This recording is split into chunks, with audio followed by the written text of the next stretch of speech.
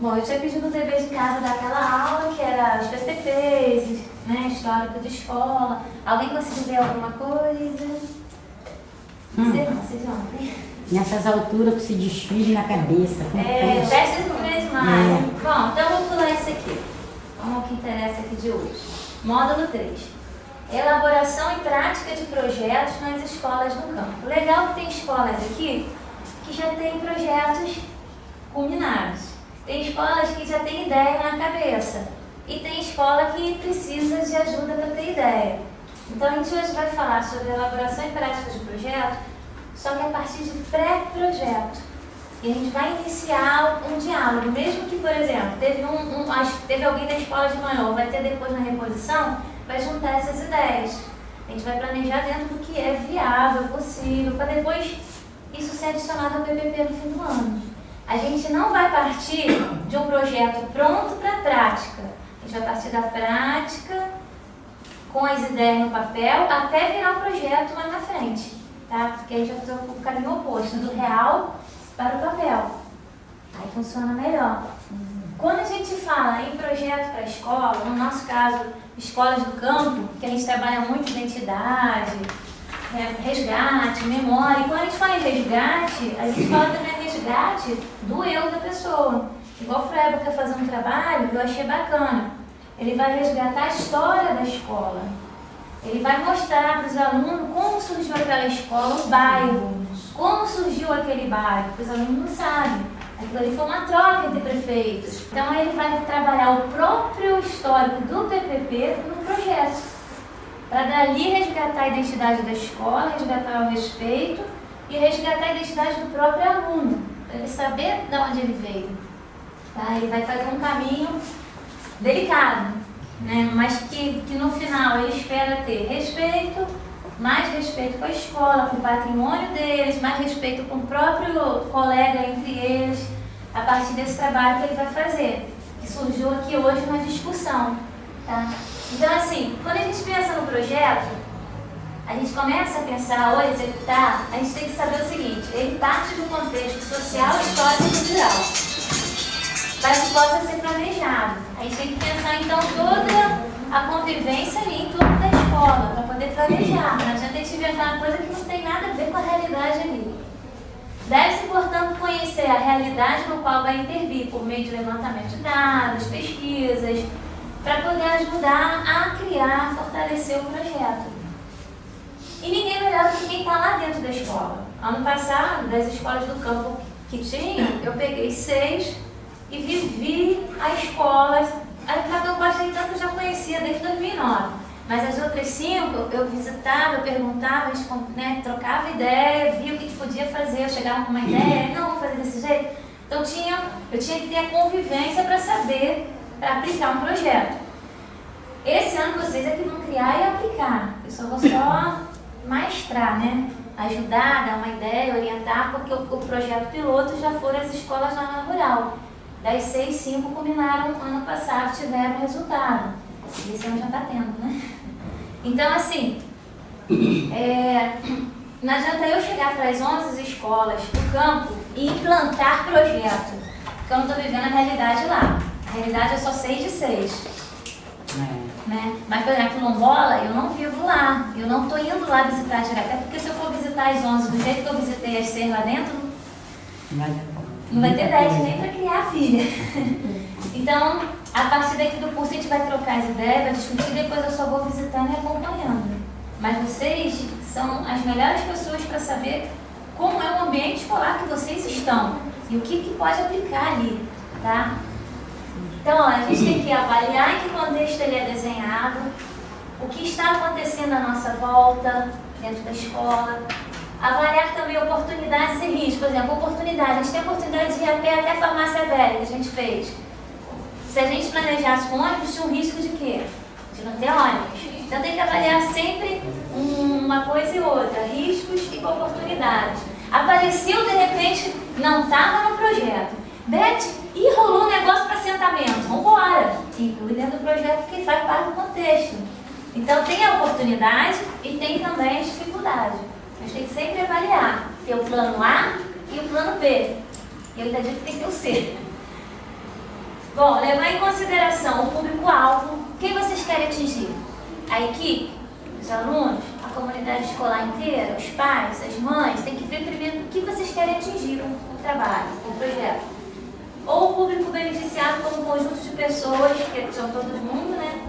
Através das ações do projeto. Então essas coisas têm que ter em cabeça. Primeiro conhecer o local, saber a realidade, o que quer fazer, quem quer atingir. São passos importantes. E o que quer de retorno quando atingir, com as ações. Tá? Tudo agora que está ali, está na apostila, menos esse gráfico aqui, que eu não consegui botar na apostila. Eu botei escrito. Bom, só para constar. Conforme o Ministério da Educação, o Conselho Nacional de Educação e a Câmara de Educação Básica, a Resolução número 2, 28 de abril de 2008, artigo 27, diz que, no primeiro parágrafo, isso aqui já fala tudo. A organização e funcionamento das escolas do campus respeitarão a diferença entre as populações atendidas, quanto à sua atividade econômica, seu estilo de vida, sua cultura e suas tradições. Então ali já está dizendo aqui que a gente tem que conhecer aonde a gente está inserido para poder fazer o trabalho. Deixa com calma depois, tá? Hoje a teórica é rápida. Bom, aí esse programa de pesquisa que eu falei que eu usei para roubar as escolas lá dentro, para poder ter resultado, ver como plantar, para esse ano poder abrir para todas, começou no ano passado e serviu como plantação de projetos, unidades escolhidas envolvidas como forma de reconhecimento da identidade cultural. Nem toda escola tem identidade cultural igual a outra. A do Barnabé não é igual a da Frecheira não é igual a da Ilha da Costa, e não é igual da Quilombola. São todas as escolas do campo, cada uma tem sua identidade. Muito menos igual a do Froego e a de Carmen, do Fidel de Negreiros, que são periferia e são escolas do campo. Então as realidades são totalmente diferentes. Então o projeto nunca é igual um ao outro. Ou se ele é igual, não é aplicado da mesma forma. Tem sempre a diferença. Eles foram discutidos, escritos, aplicados e combinados com apresentações. Aí eu peguei um exemplo para hoje. Na outra aula eu vou usar um outro exemplo que já vai ser outro contexto. Até na outra aula, no dia 9 de... acho que é 9 de junho, 6 ou 9, vai ter um momento surpresa aqui dentro para vocês. Eu vou montar e vocês vão vivenciar. Tá? O exemplo que eu vou dar é o projeto que teve lá no Antônio Vieira de Andrade. Como que foi? Para vocês terem ideia de como andou o projeto. Primeiro, eu procurei entender o entorno da escola, né? Depois sentei com o pessoal da escola para ver o que a gente podia fazer. Aí fui para casa, igual fiz lá em Glorinha também, fui para casa, escrevi, eu que digitei, né? E levei digitado com as ideias que a gente conversou. Esse ano vai ser o contrário, vocês que vão criando, escrevendo na mão, até ele sair até o fim do ano na escrita, tá? Enquanto isso, vão aplicando, vão testando, vão remodelando. Para adicionar uma coisa real ao PPP, isso é fundamental. Então, como que foi? No papel, o projeto era o tema, café, um pedaço de minha história. Metodologia de desenvolvimento, no papel. Aí a gente planejou. As ações vão desde pesquisar sobre a história do café em nosso estado, cidade, antiga Cabo Frio, entrevistas com famílias de moradores do café, Papicu, registros orais, fotográficos, antiguidades relembradas como um mapeamento dessas famílias e suas árvores genealógicas, sempre registrando no caderno de campo os professores envolvidos, né, se os avanços ou retrocessos do interesse dos mesmos pela escola e pelo trabalho estavam ocorrendo. Então, tudo que, mesmo que a gente não estivesse registrando, a gente tinha que estar observando se estava o pessoal se envolvendo, né, no projeto. Culminância, o que a gente planejou? Que seria no teatro que tinha mais educação, né? Então, a gente estava pensando na apresentação dentro do teatro. A apresentação final desse projeto ocorrerá no teatro, que não teve, com data a se definir. Detalhe, concluiu em cada escola.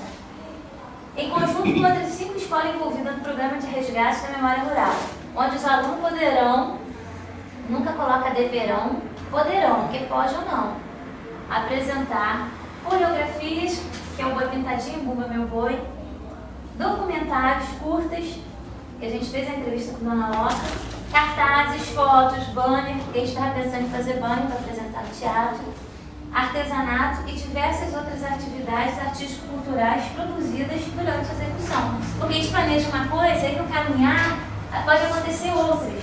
A gente planejou o boi, mas vai que rolasse. Acho que está aberto. Quer que ligue o ventilador? Não. Eu fechei aqui por causa do zum. Não, tá aberto. Tá? Tá abafado. Vou ligar aqui. Então, assim, Carol, vou te ligar ali, tá? Tudo bem? Tem bateria aí? Então, a gente, quando planeja um projeto, pode ser que saia o que planejou, saia mais do que planejou ou saia menos. Quando sai mais é lucro. Né? Não pode é sair totalmente diferente da linha que se pensou em fazer.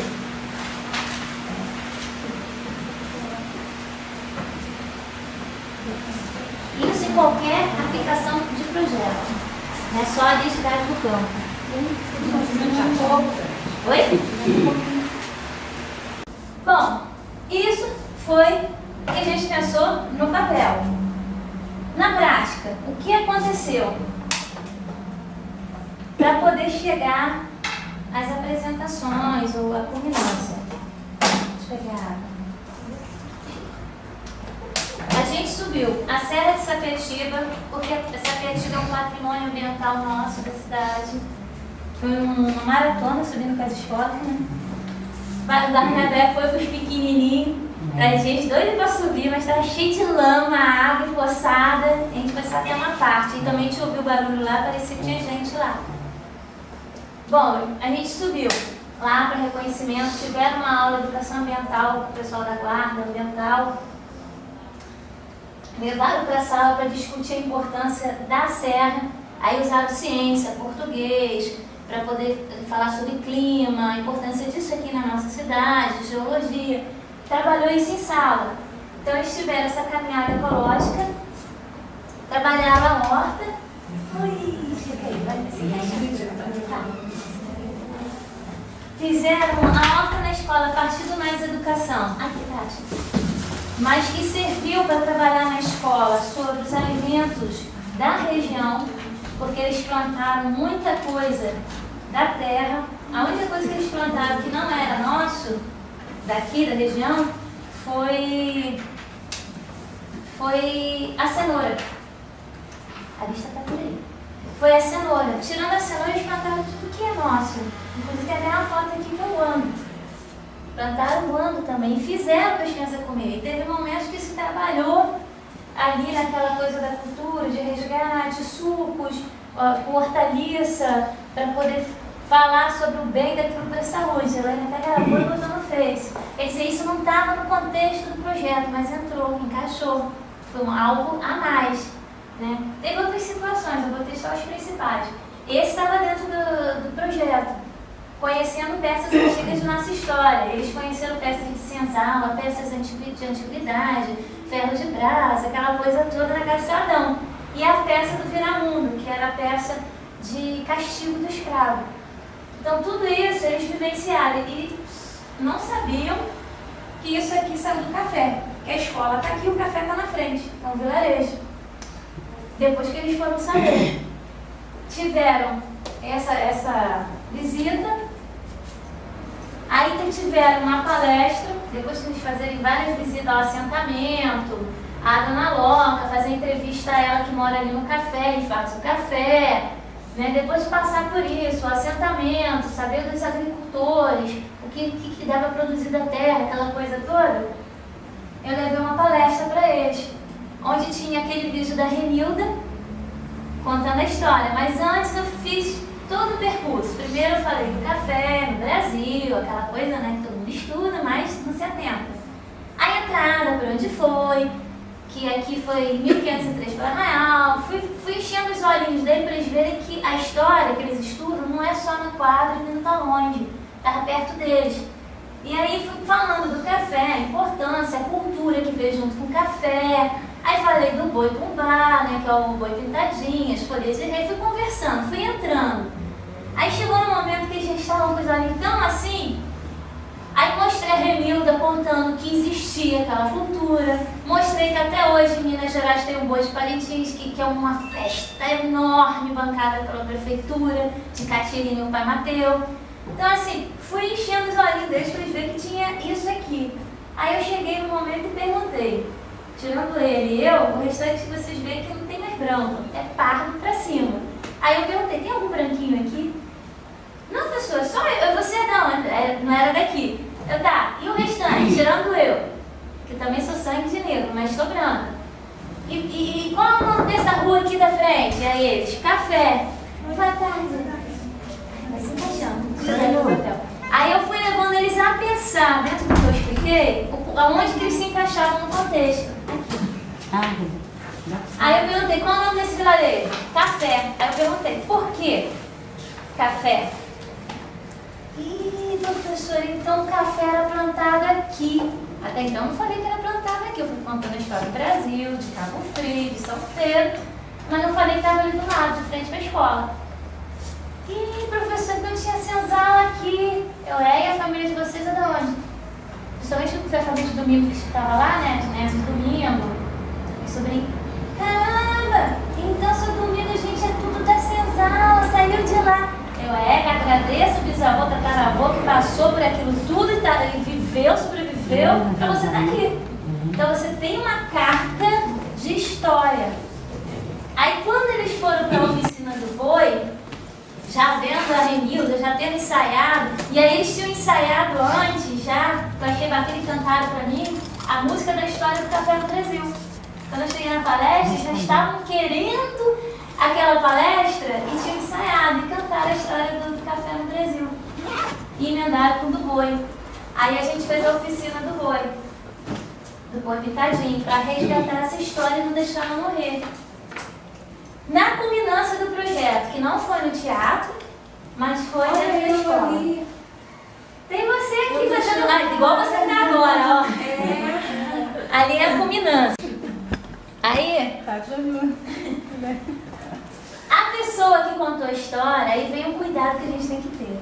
Ela deu uma memória, ela me deu uma entrevista, ficou preocupada o que eu fiz com aquela entrevista, perguntava para Francisca toda hora sobre a menina que entrevistou ela, o que fez com aquilo, porque a pessoa fica preocupada, o que ela fez com o que eu contei para ela.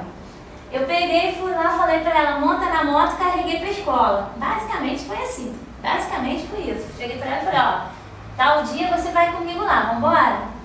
Você vai ver o que eu fiz com a sua memória. Aí levei, quando ela chegou lá que ela viu, é que não dá pra ver direito por causa da qualidade do data show. Ela tava numa alegria que ela, na hora que as pessoas apresentaram, ela pegou o microfone e cantou. Como se estivesse vivendo novamente aquilo. E foi muito bonito. Detalhe.